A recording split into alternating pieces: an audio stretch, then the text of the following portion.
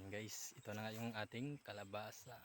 Ayan guys, ay tapos na tayo namitas ng sitaw. Ayan, napakadami. What's up guys, ay nandito nga tayo sa bukid at hindi tayo nakapagmotor dahil nga maputik. Dahil nga ilang araw na rin na umuulan dito sa amin kaya hindi na tayo nakapagmotor ngayon. At, at dahil nga matagal na tayo na hindi kumukuha ng damo kaya ngayon ay mangunguha na tayo ng damo para sa ating mga baka. Dahil naubos na yung mais na kinukuha natin dun sa maisan nila biyanan ko. At dahil nga malayo din yung tinaniman natin ng mais dun sa kabila ay dito lang muna tayo sa malapit na pangunguhaan ng damo kaya let's go guys. Dito na nga lang yung napili kong spot guys sa malapit din sa daan to. Ayan lang yung daan natin at ito lang yung kukuhanan natin para madali lang tayong makapunta dun sa ating mga baka. Ayan guys, let's go.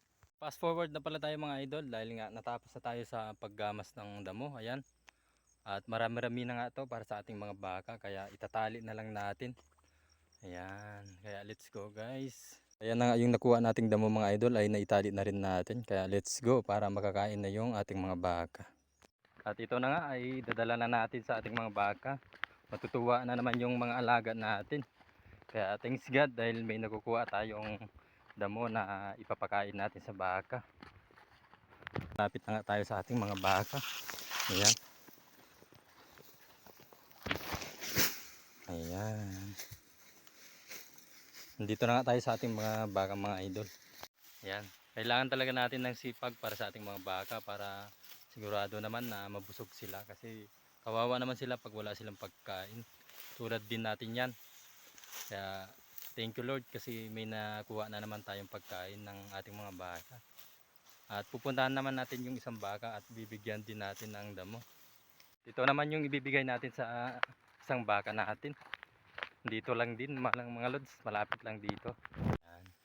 Yan guys, tuwang-tuwa na naman yung mga baka natin dahil nga may binigay na naman tayong damo. Kaya God bless kasi may nakukuha tayong damo na pwede nilang kainin. At tapos na nga tayo dito sa ating mga baka. Siyempre pupuntahan naman natin yung ating kalabaw para makakuha na rin ng konting damo para sa kanya. Ayan. Yan na nga mga lods ay nandito na tayo sa ating kalabaw. Yan. Bali mangunguha lang muna tayo ng damo ngayon na pagkain niya para may makakain naman siya kahit papaano. At dito lang din sa taas tayo kukuha ng damo. Ayan siya guys. At may damo naman yung maisa ni biyanan ko kaya dito na lang tayo kukuha para kahit papaano ay may makain siya mga idol. At marami-rami na nga yung nakuha nating damo para sa ating kalabaw. Ayan. At ibibigay na nga natin para makakain na siya. Yan guys, ito na nga yung para sa ating kalabaw. Ayan.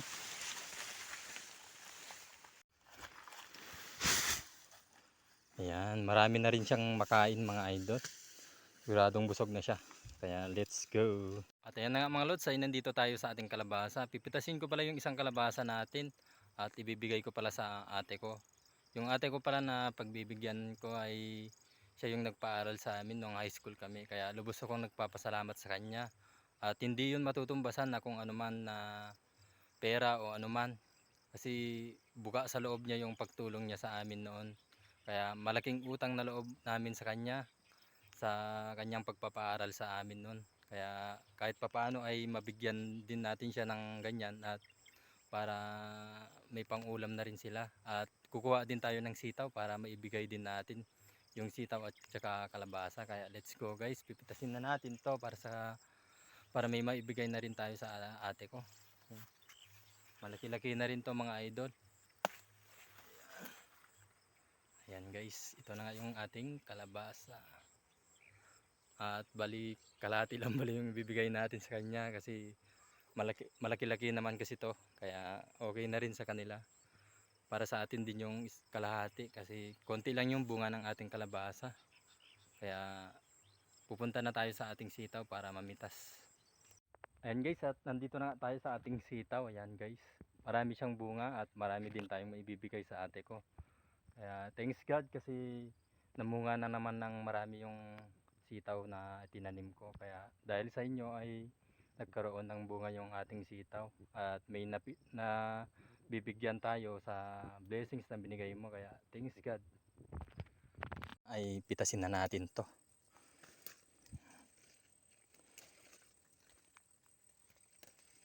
Madami-dami yung bunga na ating pipitasin ngayon mga idol. And guys, ay tapos na tayo namitas ng sitaw. Ayan, napakadami, kaya ibibigay natin to sa ate ko na tumulong sa atin sa pagpaaral. Kaya maraming salamat na naman sa inyong panonood mga lods. Please like and share and subscribe sa rin mga idol. Pa-follow na rin sa ating page at saka sa ating Facebook account. At God bless po sa inyong lahat. Ayan, ay pinagpawisan na tayo. Kaya maraming salamat po sa inyo. Bye bye. Thanks for watching mga idol.